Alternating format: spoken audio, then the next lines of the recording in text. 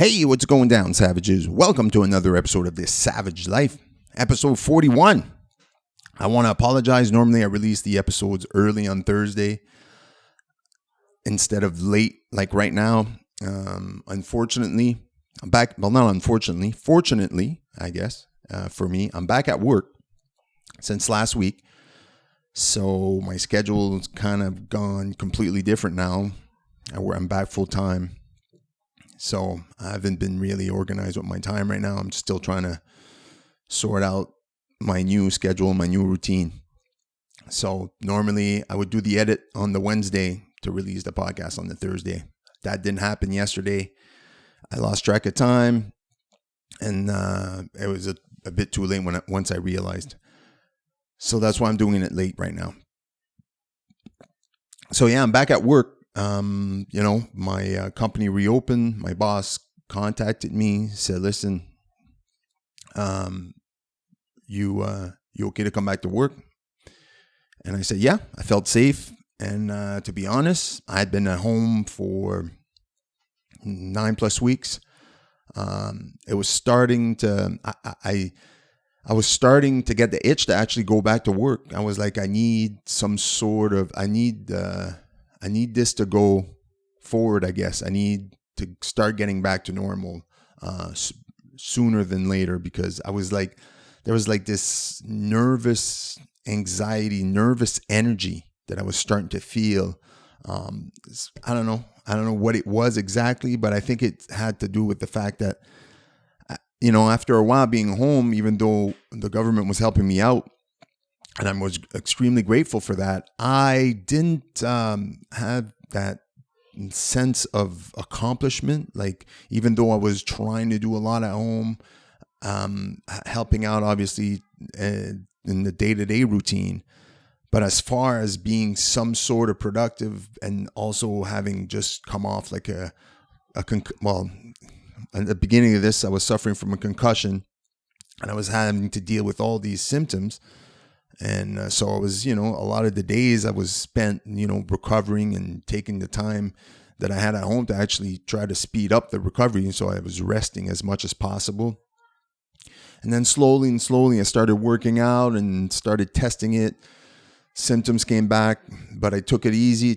And finally, in the last week or so, I'm actually feeling like, okay, let's push it now and see how hard and if any of the symptoms are coming back. So I'm on day 4 now of like working out every day, intense workout, cardio, and I've been pushing it and I've been feeling great. But except for that, during this time, I've been at home I've been working a lot on the podcast. I've been doing a lot with the podcast, getting in contact with people, and so on and so forth. And it's given me the opportunity to actually record and, release 2 episodes a week for the past few weeks. And it was sustainable because I had the time to take care of it. I had the time at home to edit it. I had the time at home to do these Skype episodes with my friends and with people that I asked. So, now I'm back at work. All this to say that I was starting to get this nervous energy, and it was like I needed, like, I love my job. It's great. I'm very grateful to have this job. I have a great schedule. Monday to Friday, 7 to 3. I'm done at 3. It's amazing. Physical labor, in a warehouse, nothing too hard. It's except for being on your feet all day and lifting boxes and moving around all day. It's a great job. It's 7 minutes away from my house. I leave work at 3. I can be home by 3:10. And it's close. I don't have to go anywhere. It's great. And like I said, the schedule is great. So when my boss asked me, I was like, yeah, like I felt like I was ready. I felt safe to go back to work. And I've been back for 4 days now. And I must admit, I feel great. I feel like, I don't think about the virus like the majority of the day. Like when I was at home, like it was constantly on your mind. You know, you're at home, it feels weird. It's like I'm still kind of not used to this being like this new life, but so it's always on your thoughts now. But now that I'm back at work, it's like it's starting to feel normal again, but it's starting to feel like before COVID-19. It's starting to feel like I'm getting up. It's obviously harder to get up right now. I'll admit that. You know, I went to having one fucked up schedule of going to bed almost every night, at least 12:30, me and the wife, getting up at 8:30, 9 o'clock. She'd obviously get up earlier because she'd had to do some work, but like me, it was like 8:30, 9 o'clock. And I was just sorry, I took a sip of coffee there. And so yeah, it's definitely harder, but again, I feel like I'm happy, you know, because I'm back to that routine pre-COVID-19, you know, the getting up 6, being at work around 7, leaving at 3, you know. Before it was go get the kids at school, bring them home, dinner, gym, but at least have that part of the day, which is the majority of my day, has gone back to normal. The majority of my day, the 8 hours that I gained for myself during this time and got to use and also like I used that extra time that I was given because I couldn't go to work, and obviously spend time on the podcast and on my recovery and on just on a lot of things. A lot of different projects, just sometimes just things to keep me occupied so I don't go crazy, like baking bread and, you know, other shit. But also, like I said, taking more time on the podcast and, you know, on all sorts of stuff. It still felt like I needed something like, I don't know, but I was feeling that energy coming, you know, harder and harder. But now I'm back at work, and even though we still have to respect, you know, all these rules, and it's still, the virus is still a thing, and it's still, you know, I don't feel like it's on my mind constantly. It's like I'll get off work and I'll drive home, and I'm like, how come there's no traffic? Oh yeah, that's true. It's true. I forgot. Like I actually forgot for a half a second there that we were in a pandemic, and that feels great. That's it. That's all I'm going to say about that. Guys, last weekend I had a great talk with a great friend of mine, Dawson Graham, a.k.a. Wonderful Wes Dawson. Dawson's a wrestler that I met at Torture Chamber Pro Wrestling Dojo a few years ago. And I saw him through the first step he took into the dojo to feuding with him in the ring. And just having and just being able to build this relationship between friends, foes, sometimes in the ring. For the most time, I'm a heel, I'm a face, he's a heel. You know, we've feuded pretty much since the beginning of our careers, and build up this storyline, and all through that in the back when the curtains are behind the curtains. You know, we struck up this friendship, and boom. Pro wrestlers tend to cultivate these amazing relationships with the people that they started with, or someone that they had an amazing match with, or just maybe a promoter that treated them well. Like you cultivate, you grow these relationships. And one of the many great things about going through a school like Torture Chamber Pro Wrestling Dojo, is that you got to meet men, women, everyone with a same purpose, of a same dream, a same goal of being a pro wrestler. And then you share similar struggles, and you're able to, it's beautiful. Like I've said before in many episodes, the relationship the bond you can have between wrestlers, just it grows. It's amazing. It's something that it's something that is extremely special. And I'm sure a lot of you listening to this right now are understanding this. Me and Dawson, I've been able to cultivate many of those relationships through torture and throughout my short career as a pro wrestler. I'm extremely lucky. And Dawson is one of those guys. And, we can always struck up a conversation from anywhere, and we could talk for an hour, 2 hours, no problem. And that's why I love having him on the podcast. Part 1 of our conversation was on episode 40. You believe that? I've had 40 of these already. 41 today.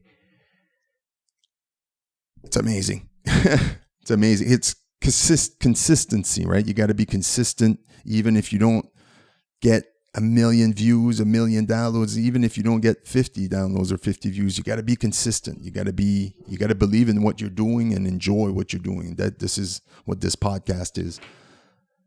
So on episode 40, part 1 of our conversation from last weekend, part 2 today, episode 41.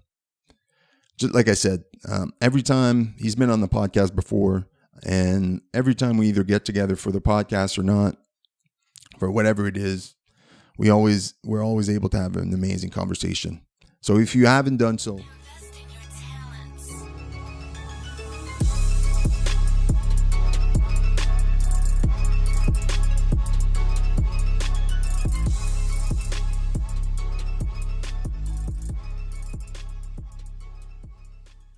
back to work. Well, that's what I was telling my sister-in-law yesterday, and that's one of the difference when you're in a country that doesn't take care of their population like other countries.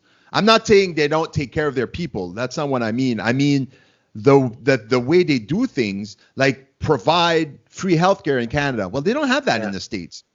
There's one big difference, right? And how states do things. In the United States, it's like having 50 different countries. Yeah. They do things completely different from state to state. They speak different. They have their different dialect, their different way of life, their different things. Like Texas, you could fucking have guns on you at all day long. You could but Florida, you can't anything goes. But they're not together. Here in Canada, you have different provinces, but at the end of the day, the country itself provides you with a set of guidelines that throughout provinces, mostly people are doing the same things and are coming forward with the same ideas, and they're willing to work together, even though they're not associated to the same political party. The pettiness in the United States, where certain governor that are Republicans or Democrats, they have to be with Trump simply because they're affiliated politically with him, even though in their mind and their heart they might not agree with him, but simply not to lose their seat, they got voted in because they were and then they have to kind of go, well, we're Team Trump, so let's reopen our economy, even though he probably goes, fuck, I don't really think it's the best idea, but I don't have a choice. And then on the other side, you got, fuck Trump, I ain't reopening California until August 1st. And you're like, what the fuck? Then you take it to a different extreme. Yeah, if you're willing as a governor of California, because I think they announced last week that they're shutting down California for till August 1st. It's crazy. Right? And you're like, whoa, okay, I get that you don't want to reopen, maybe not reopen right away, but to go so deep, 90 days, there's a lot of shit that, we're only 2 months into this, give or take, 2 to 2.5. A lot of shit can happen in the next 3 months. A lot of shit can happen in the next 30 days. It's you got to kind of take it. I like the way Canada kind of does it, where it's kind of we'll give you a heads up in 2 weeks. All right. Yeah. Every couple of weeks. Well, it's changing every day, so you have to, Right? You kind of, but they're not willing to make put forward drastic for a certain amount of time. We got to go let's put it for a month. Let's see where it goes from there. And then you got fucking other states that go, now we fucking, beaches are open, restaurants are open. Let's go, let's party, fuck. And the thing is, I was reading that in the states, I don't know how true this is and how reliable, but like in the states that have reopened, there hasn't been a spike in any case. No increase in cases. That doesn't help the cause. Like that could just be a fluke, and that doesn't help the grand cause of things.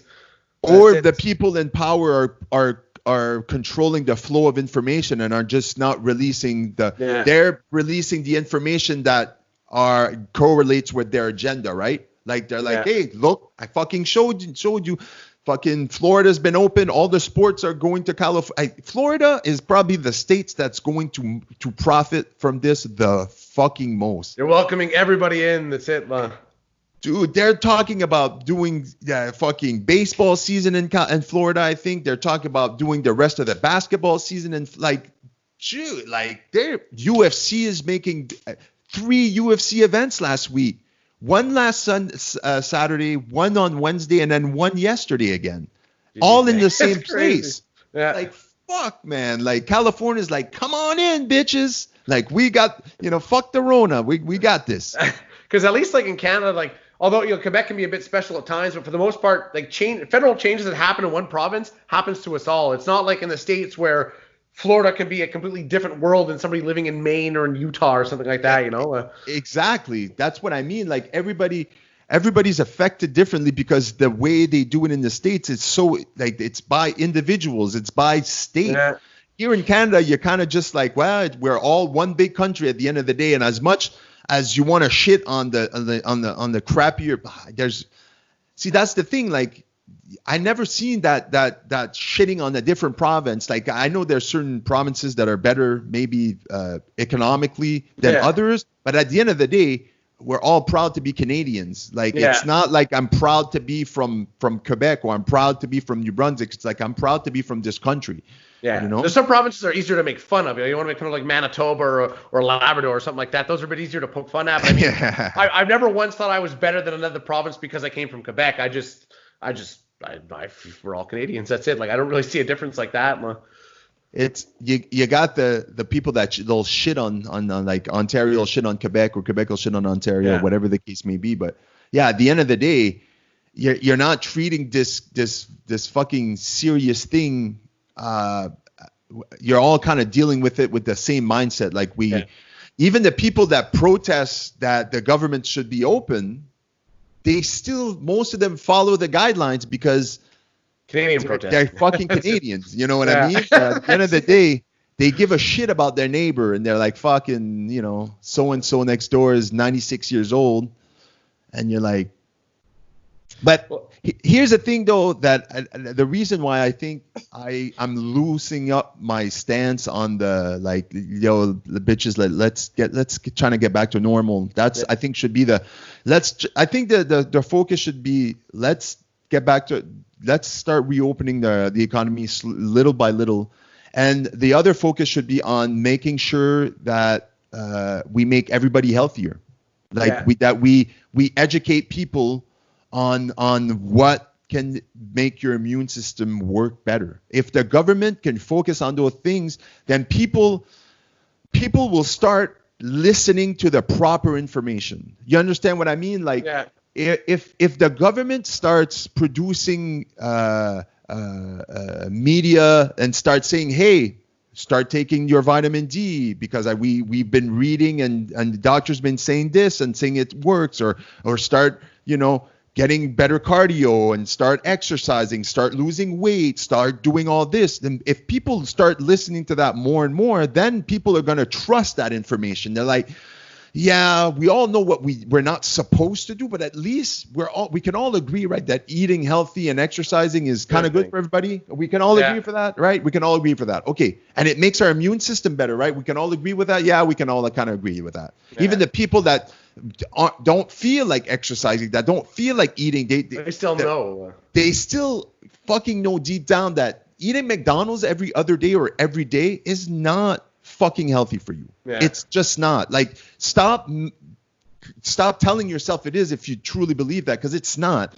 And you being healthy definitely helps your chances of surviving if you catch this fucking virus. You cannot debate these points no longer. But instead, the government and the media, they put forward a different picture. They paint that picture of how many people are affected negatively by this. Like, we need them. That's it, man. The headlines are always how many deaths. Why is Montreal have so many cases? Why is there so many deaths? Why is this? Why is that? They don't paint the picture that the majority of those deaths in Montreal are 90 and above in age, and that elderly people. That's it. Yeah, and it's 60 plus are the majority of people. 97%, I believe. Please do not quote me. No, it's roughly that. What I read is it's roughly something like that too. That's 97%, 60 and above. Like, as much, like, it goes back to the point, like, as much as you want to take care of the elderly, how about we put forward a plan where we quarantine the people at risk and start letting the people that aren't at risk back into a normal way of life? Because, again, like, if you start putting forward information that's more positive and things that could help you individually and your family get through this, if you do catch it, why wouldn't you try to change that narrative so people would have more confidence in what you're saying, because you're putting forward something that most people understand to be true? Well, that's it. It's like you go into the SQDC, so I've heard, and they'll give you like a 5-page pamphlet on the safety, the risk, and how to smoke cannabis. And I'm like, why isn't there information booklets like this for general living? Like, people like going to school, why can't you learn about food groups and like don't eat like, 2,000 calories of carbs every day? Like, why isn't this taught more as opposed to like, well, we're selling this crap to people, we better give them this fucking like waste of paper about this thick to let them read up on it? Like, they have the ability to distribute this information, but the stuff they choose to do is kind of like, oh, we got the food pyramid from like 70 years ago. Yeah, I just refer to that, Well, it's funny thing, we're talking about this right now because my sister-in-law got to talking with an employee, I think it was an employee of hers, and they talked for hours last week, and he's a young person, like early 20s, I think, and I think he told her that they don't really teach you about, like, you remember you had OMEC, right, at school, right? Where they kind of teach you about like calories. If you eat too much calories, you get fat, and if you eat too much of like they at least taught you what's a carb, what's a fat, what's calories. Like, they make you kind of give you a basic understanding of how food and nutrition works, right?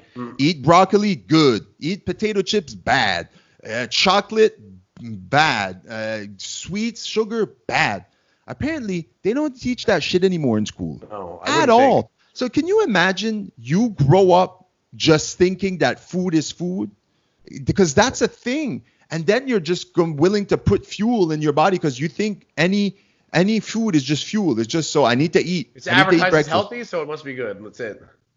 Like, yes, exactly. They'll be like, okay, I kind of know what healthy is. Like, this frozen dinner says it's healthy. It has healthy in the name, you know, but you didn't look behind. It has 690 calories and 74% of your allowance and sodium. So if you eat this and then later on you eat a bag of chips and you're fucking way too much sodium, but they don't teach you that kind of like that mentality. Oh, and even mine, it's like, I remember we touched a bit on food, but then we played like a game of life type of thing. I made a pencil case with Hulk Hogan on it.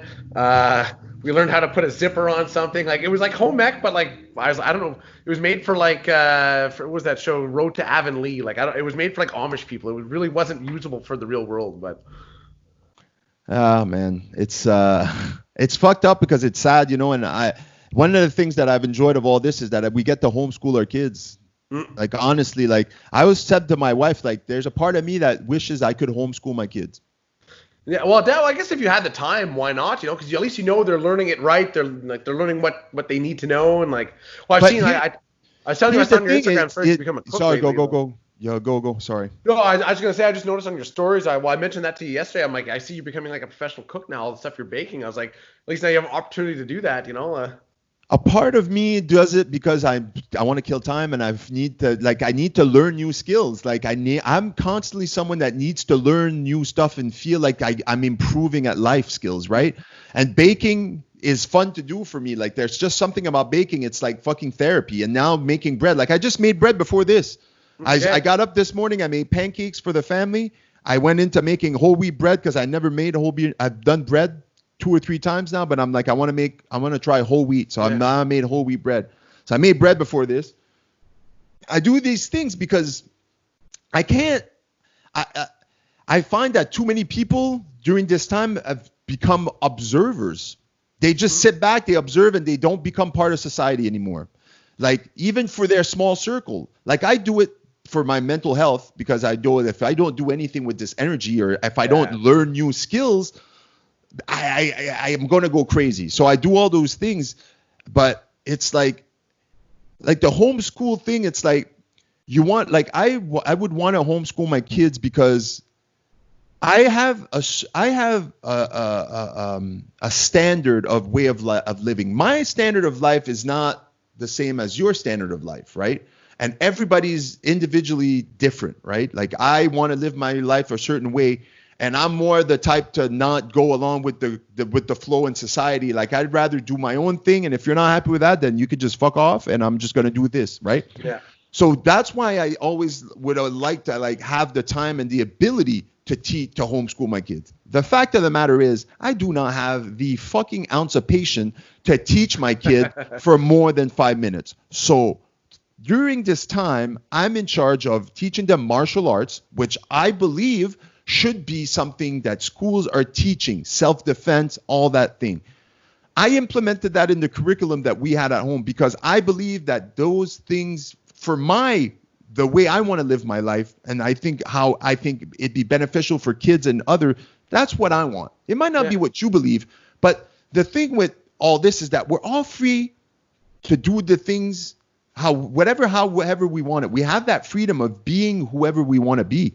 And I think it's giving that opportunity right now because people are at home with themselves or with the people they love, and they go like, I can just do whatever the fuck I want. I've always wanted to teach my kids martial arts. Then I have the chance now, 3 times a week, 3 hours a day, we're doing this. And then figure out your other rest of the time. I've always wanted to bake bread, learn how to fucking make bread. I always wanted to bake cookies, learn how to bake cookies. I don't know the fuck you want to, I wanted to learn how to paint, fucking buy painting supplies and learn how to paint. Fucking YouTube is there. Like, I hate how certain people have just become observers to this and just sit back and they're just like, I'm just going to wait this out. Like, man, like, you're wasting. Long way to live. You're wasting away all this fucking time. Like, you might think 2 or 3 months is not long, but man, I tell you something. For people right now, you're really starting to figure out like, oh, fuck, man, this has only been 2 months. It seems like a year since this fucking started. Yeah, bitch, this is life. This is how life should go. This is at the pace we should be living instead of always fucking moving forward and going blink. Man, it's already March. Blink. Shit, it's already September. Blink. We're already Christmas again? Fuck.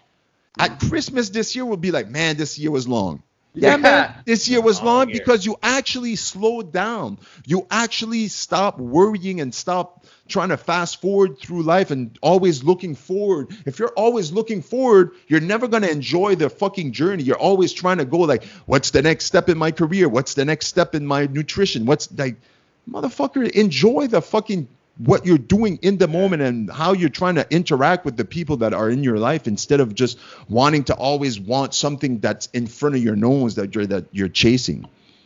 I guess it's like an acquired skill though, because that's like hard to do. I didn't realize until this happened, like how, like I always thought I didn't like, I don't do much day to day, but then like my landlord's like, fuck, you're always in and out. He's like, you leave early, you're back late. He's like, you're in for 10 minutes, you're gone again. And that's it. Finding something to do now, like I couldn't be an observer and do nothing as I sit around. Like, so I'm trying to find other ways creatively to do stuff, just to read more. I'm doing more woodworking projects. I play guitar more. I play with my dog more. Like just trying to do stuff to keep myself busy because I'm like, I couldn't sit for 2 months and like, well, maybe next week things will be back to normal. You know, like I have to do something. So you don't realize if you just shut down during this time and you put yourself in neutral and you sit down and you don't do anything, once you get ready to restart, it won't start again. You'll be like, motherfucker, now I have engine issues. Why am I? Now you become a clunk. You're like, my body doesn't work the same because I've been sitting on my couch all this time. Like, oh, my back, my feet, my legs. Like, man, stop. Like, because I think a lot of people, they also feel like it's like self-pity. Like, oh, why do I have to put my life on hold because of this fucking shit. Fuck you. I'm mad. This is me. Like, you're so, like, they don't see further than the tip of their fucking nose. And then they choose to believe other shit like this is a conspiracy. This is the government trying to control us. You know what? Maybe it is. But what are you going to fucking do about it, though? They got the power. Ain't nothing you're going to do about it. So if that's the case, let's just hope they don't show up on your fucking doorstep and with a fucking gun and tells you you're going to listen from now on. We're in charge. Yeah. All these little militias in the States will be happy anyway. Right? So it's like, what have you fucking been doing instead of Netflix? Let's face it, you're probably watching a ton of Netflix. Oh, yeah. Right? Oh, yeah. What else? Like the internet, for me, thank God for the internet, because like I could spend, and I don't even feel guilty anymore. Like at the end of the night, I'll spend like a solid 30 minutes straight and I'll just go through memes and I'll just chuckle my ass off. And me and my wife are just, this is what we're doing. Check this one out. Hey, check this one out. That's all we're doing, because we're like, fuck this, man. There's all this new content online and it's funny as hell. And as much as you don't want to become that zombie to technology, there's a part of you that goes like, man, I need 30 minutes to just decompress and forget that there's actually a fucking invisible monster outside my window trying to kill me. You know what I mean? Or go down the rabbit hole. Like I always find, like you find like an obscure subject, like, oh, let's check that out. And then like next thing you know, it's been like an hour you're reading about like, oh, the Salem witch hunt. So like you're like, what the fuck was I reading about that for? One thing that I've realized that people are way more people's confidence online is way more inflated now during these times. Like I see a lot of kids online that put forward videos and you're like, these motherfuckers actually think they're good. Like, I don't know if you saw what Mike, that video Mike shared there, the rap group. Yeah. Oh my God. The guy in the middle spitting bars, like spitting raps, is actually like, if he wasn't reading from his phone, like, man, like learn the rap and maybe I'll be half impressed, right? Because the raps are like, didn't really listen to, but at least he flows and at least there's like a rhyme to it a little bit, right? But his friends are just like guys in the back. Like there's one guy, he has the one with the camel pants. He's wearing steel toe boots and he has his arm. He's like this the whole time. His fingers like this, and then towards the end, man, these guys think. And I went on this guy's page. And he's got shares and he puts YouTube videos out. Yeah. He's talking shit like, yo, you guys talk a lot of shit, but I'm going to run this game, blah, blah, blah. And I'm like, maybe, you know what? Maybe in 3 years, this guy will be #1 on iTunes and on billboards and we'll be like, motherfucker. Because you just look who's on top of billboards now, Tekashi 6ix9ine. He's out of prison. This motherfucker puts out one song and it's #1 and everybody's back to following him, this motherfucker, on social media and TikTok and all that shit. And I'm like, this guy went away for 6 months, became the biggest rat in the business, and then all of a sudden he's back and he's making fucking music. That's and you know what? Man. His fucking song is catchy. How about that? How about fucking that? His song is fucking catchy. Fuck that. Fuck the hair. Fuck everything. Fuck the grills. But fuck it. You know what I mean? It's just like. I saw the video on my like the IG like stories, but like as a sample thing. And I was like, I don't need to check that out. But man, it's just like. People are just like, obviously I put this forward at the beginning of this and I started noticing this at the beginning, how like girls are posting pictures, way more riskier pictures now online. Yeah. I'm seeing a lot more tits and ass from girls. I'm sorry, it's not guys.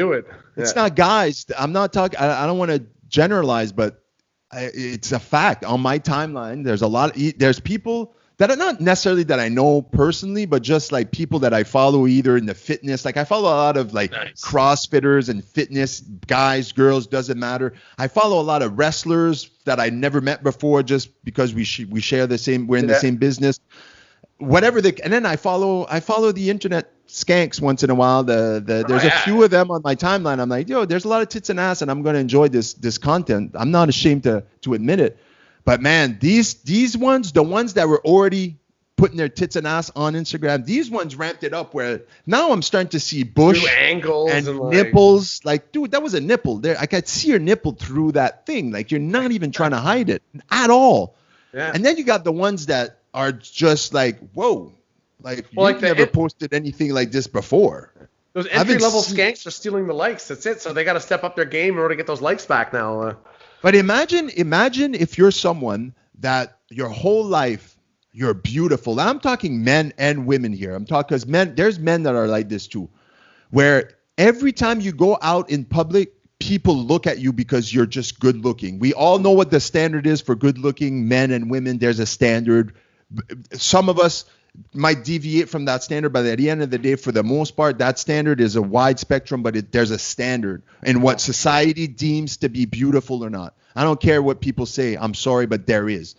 And those people, the people that we consider like beautiful, especially women, they're used to going somewhere and everybody wanting to be around them and everybody wanting to just say like, oh, you're beautiful. Oh, you're beautiful. Now you're at home. You can't have that attention. How am I going to get, but you feel good when you get comments that tell you you look good. You're so beautiful. Oh, check that ass, whatever the case may be. Yeah. Same thing with guys. Now you're starting to take pictures with your shirt off. Yeah, you look good. Don't get me wrong. If I looked like you, I'd be taking pictures with my shirt off all day, every day. But you're starting to see a lot more because they're craving that attention. Only attention. Exactly. It's fucked up because the younger people that were already on that cusp of Instagram fame. I got 400,000 followers and all I do is post selfies of myself. Oh man, I started posting pictures of my cleavage and my ass. I'm up to 900,000. I've seen women jump from 1 million followers to 4 or 5 million followers just in this 2 months. It's crazy, eh? Simply because they ramped up the amount of craziness that every post is. How slutty or she's just trying to get herself, this woman, she's just trying to get herself banned every post. It's like, dude, at this point, you're just trying to get yourself blocked. And she doesn't. And it's just like, she had, I don't know how many millions of followers, but she's up to fucking 4 or 5 now. And it's like, you only had like 1.6 at the beginning of this motherfucking thing. Like that's how it works. Like, it's like, and they make money, like, just by doing that thing. These girls, they buy their own houses, buy their own cars, make their own money. They don't have to depend on anybody, girl, parents, men, nobody. They live their own life and they make bank. So who are we to judge how they make their money? Fuck, most of these women live way better than I live. Oh yeah, like, and at least them when they have that many likes, like obviously they're doing something right. Like you can't say much to Kashi, anybody. You got that many followers, you're doing something right. Like it's when you see someone like that video that Mike posted, and like people like that really don't have the skills, and they still have like 10,000 followers. They got thousands of likes. I'm like, that's why I gotta put out more content. I'm like, I want those likes. I'm like, those should be coming to me, not to that shit. Well, so that's why more and more I'm trying to find ways to post stuff, ways to come up with stuff. I think a lot of those likes are likes because people think it's just ridiculous and they kind of laugh and mock these people, but they're like, these motherfuckers are brave enough that I'm just going to give it a like because I think these people are ridiculous. And at least when I see your content is good, even though sometimes it's the most outlandish shit. It's crazy, borderline, fucked up. But man, every time you post something as Wes Dawson, as you know, you put a little twist on it with your wrestling persona. Man, it cracks me up, and it's for me, it's fucking gold. Like when you put out your shit, I'm like, fuck, man, like you need to do more of this. And at least when you put something out, your content is quality. Although it's you know, outlandish and like exaggerated because people kind of know it's not really you and you're just playing character. Like on the other flip side, these kids like we're talking about, like. They either really think that, man, look at all these likes and shares, you guys be talking shit, but look, this video's got 1 million views, and you're like, but yeah, but man, the majority of these views are people sharing, like, check these fools out, and then everybody's watching this just laughing at you, but maybe you do know that and you just don't give a shit, right? Because at the end of the day, guess what? I'm getting those views, and those views, for me, that's revenue for me. The more clicks I get, the more money I make. So at the end of the day, I don't give a shit if I get those clicks through people mocking me. At the end of the day, that's the same thing we're talking about when it comes to Tekashi 6ix9ine. As much as you want to hate on what garbage music he's putting out or garbage nonsense that comes out of his mouth. I'm gonna check that video later. So you got like the people that think that whatever like that want to judge like his music is garbage. He's not, his whatever comes out of his mouth is nonsense. Like, look at this fuck you want. They don't understand that he's a businessman first. He figured out a way to come up with this persona that's his revenue source. That's how he makes money. And every time that persona comes out loud and extravagant, he gets more fucking clicks. He gets more likes. He gets more shares. He becomes a face in the public eye, and he makes more fucking money. He gets to have a $1 million watch on his fucking around his wrist and talk shit all he wants. Yeah. And at the end of the day, he gets to talk all the shit he wants because he backs it up. He has his view on life is to be successful. I have to have loads of money and loads of material things. Well, guess what, motherfucker? He has them all. Living the dream. Right? And he just does it in a way that you don't agree with. Right? Same thing with those girls and all the girls that are on OnlyFans.com. Like a lot of people want to say like, well, that's borderline this and the porn and this and that. Who gives a shit? Who gives a shit? Because at the end of the day, that girl that is on OnlyFans making millions of dollars or hundreds of thousands of dollars, she's making it with herself, with her.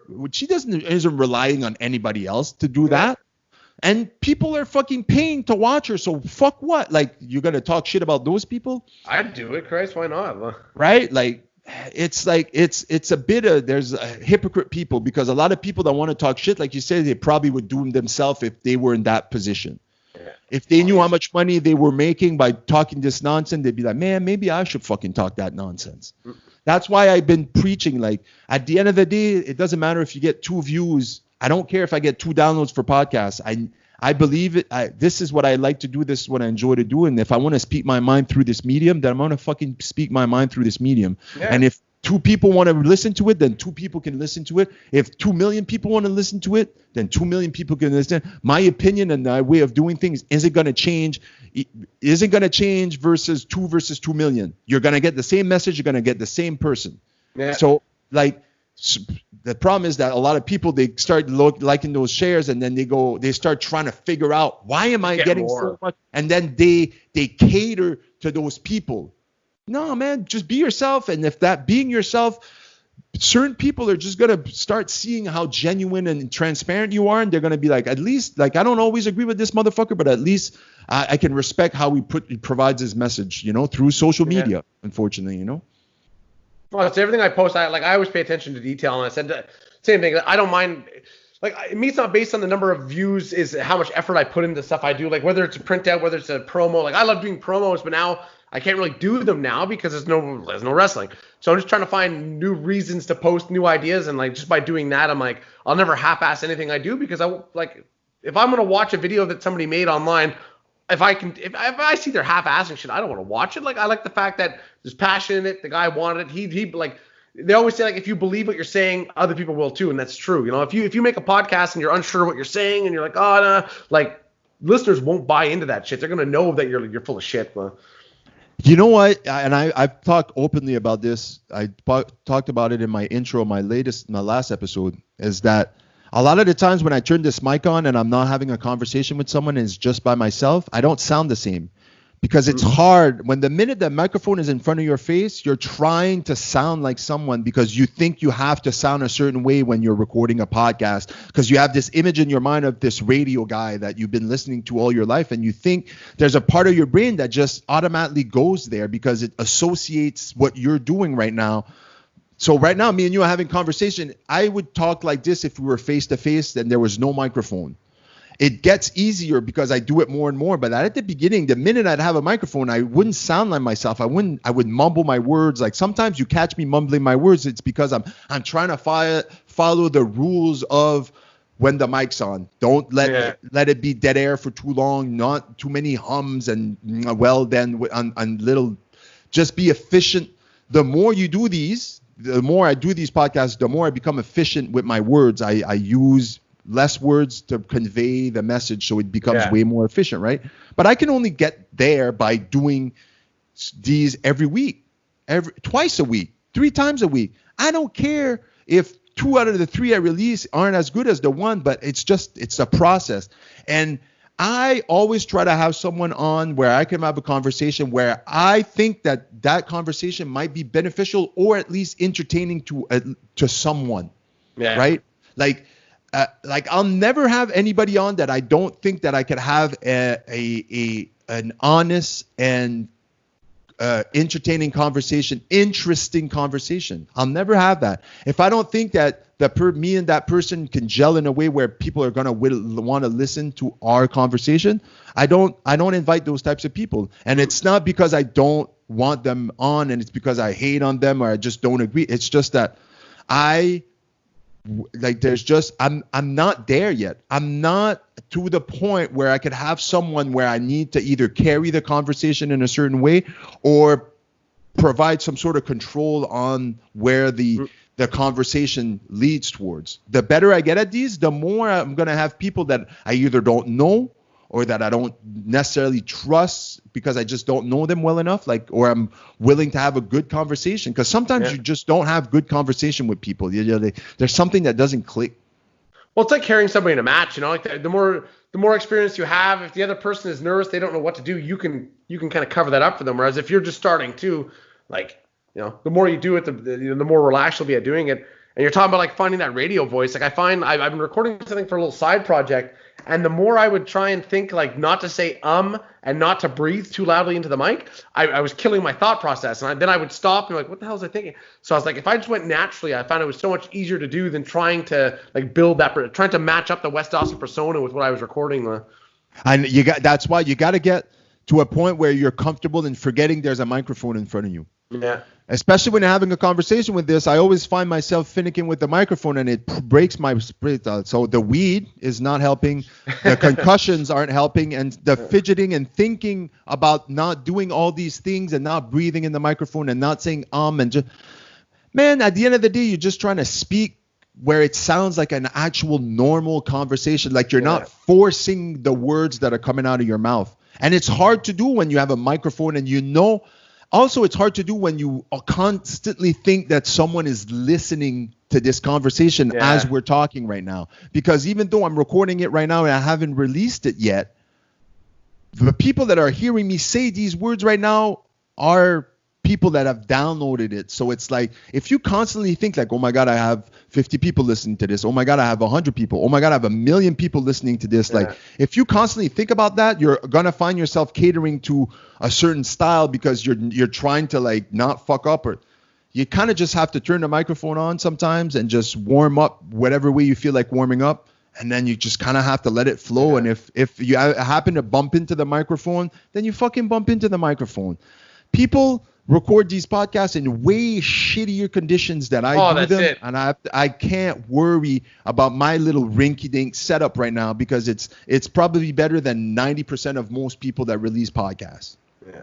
No, that's it. I normally have this thing hanging up behind me there, and I have a little setup there, and even the stuff I was recording, as I listen to it, I'm like, what the fuck? What the fuck am I saying? I'm like, are people gonna listen to this and think less of me, or they get the humor of it? I said either way, I'm just gonna record it the way I want it, and because as I'm trying to edit, I'm trying to re-record things. That weed you talk about. If ever you smoke that, it's the worst time to try and review something, because then I'm like, was that funny? Or do I just think it's funny? And I was like, shit, I gotta listen to that tomorrow and double check. I was like, okay. So I realized I'm like, fuck it. I'm gonna edit it so that it's clean, edit it so it's the way I want it. But I'm like, in terms of should I take that out? Because I was thinking should I cut out sections and re-record them?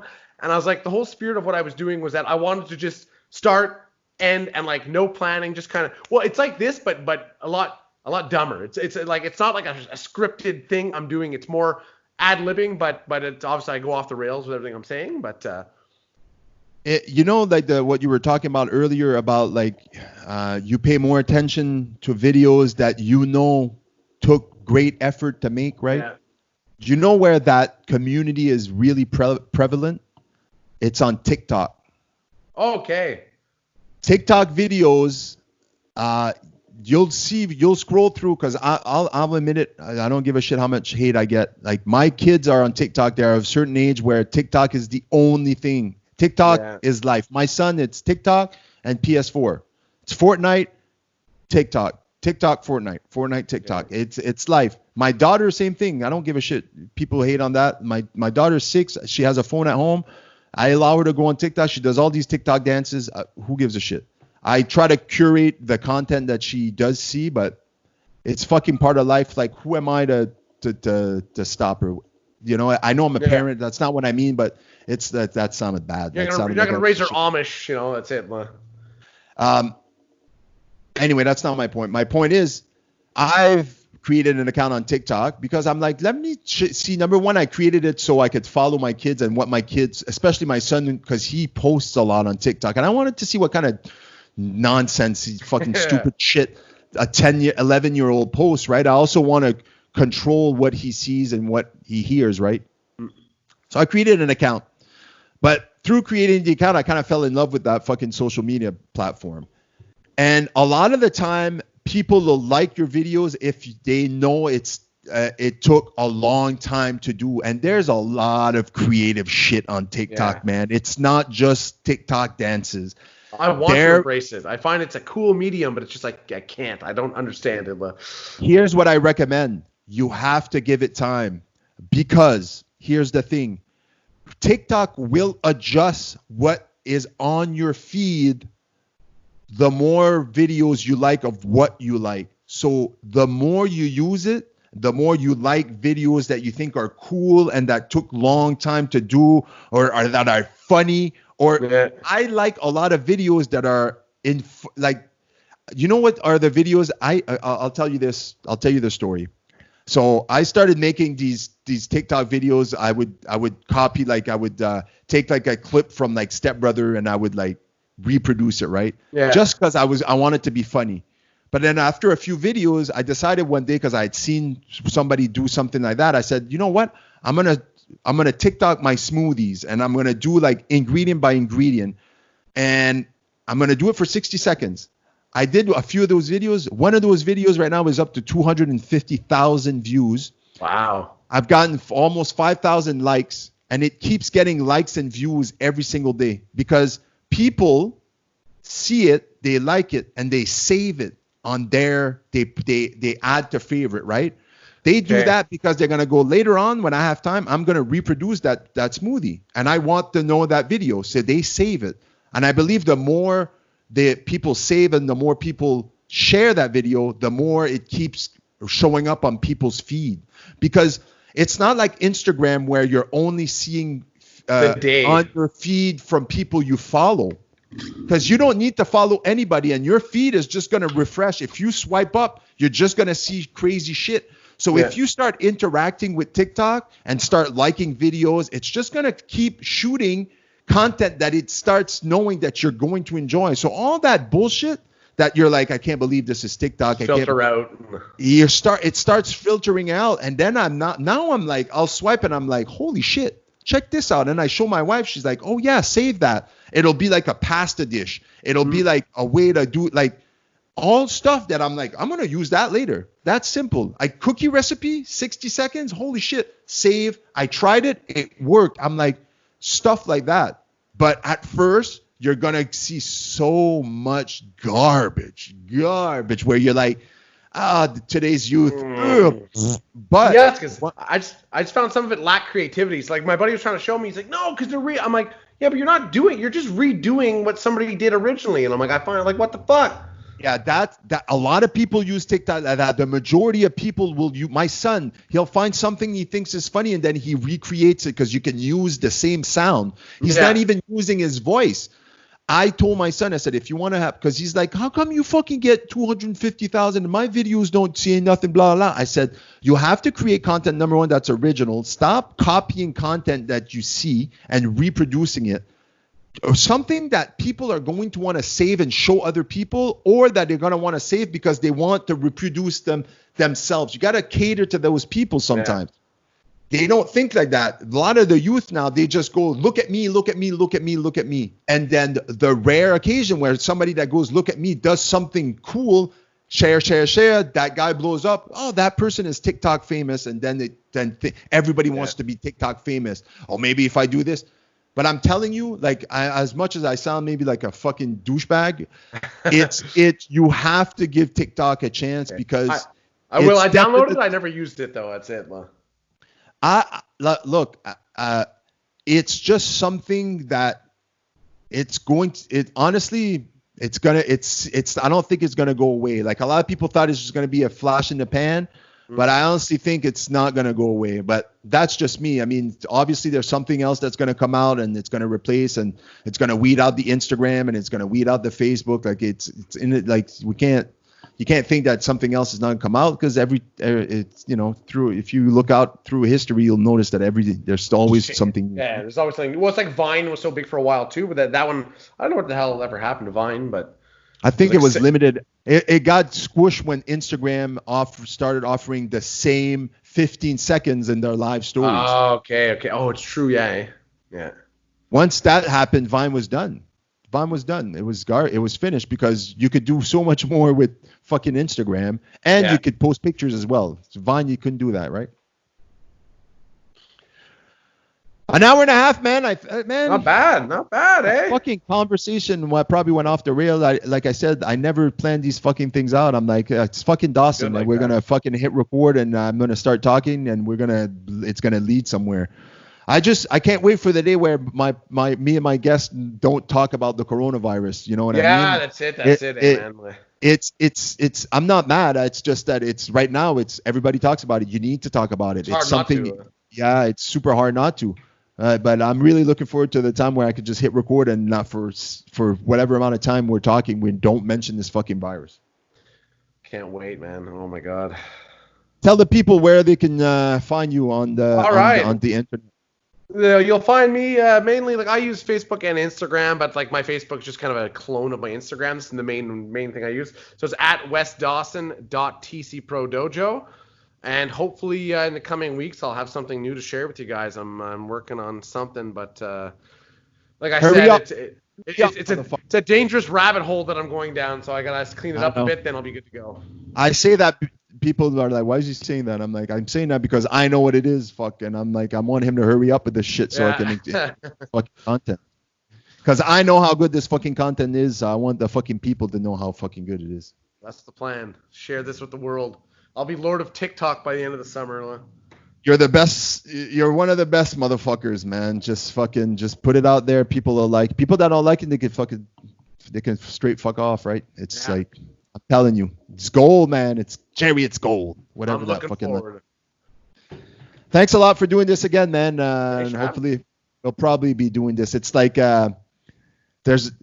After a while, like, it's weird because I'm doing this, I'm asking all these guests, and I'm like, there's a lot of guests I've had on before, and I don't care. It's just great content. I think it is anyway. Yeah. There's a few guests that I want to have on, but I don't have the guts to ask yet. It's like, are they going to want to come on my podcast? Like, who am I to ask them? Like, I don't, it's not like I have millions of clicks, millions of views, but they probably would say yes. It's not like, but it's just like sometimes I just hesitate. I'm like, should I ask? Because every time I've asked, I've never had someone say no, That's it. Well, you're on a roll. Go for it. I'll just see, now that I'm back at work, before I would try to I could record them during the week and all that stuff, and I would edit it. Also, it'd take the time. Now, I still want to release them like every day, the same day. Like I want people to know, like, on Tuesdays and Thursdays, he normally, releases an episode or something, So as the process goes along, but man, I'm just happy I could get guys like you to come on and just shoot the shit for an hour and a half. And I appreciate taking time, man. All right, man. I'll catch you on the flip side. Take care. Thanks for having me. All right, man. Take care. Well, that's it for episode 41. I really hope you enjoyed my conversation with Dawson Graham. Listen, like I say in every episode, if you're still listening up to this point, I appreciate the fuck out of everybody that's taking the time to subscribe, comment, share. It's greatly appreciated. If you haven't done so, please don't forget to subscribe. Available pretty much anywhere people get their podcast: Apple Podcasts, Google Play, Stitcher, Spotify. Also, YouTube, Savage Paulson. I upload all the episodes onto the YouTube channel. So go ahead, hit that subscribe button, and also hit that notification button so you don't miss anything. Thank you for listening. Until next time, stay safe. Much love.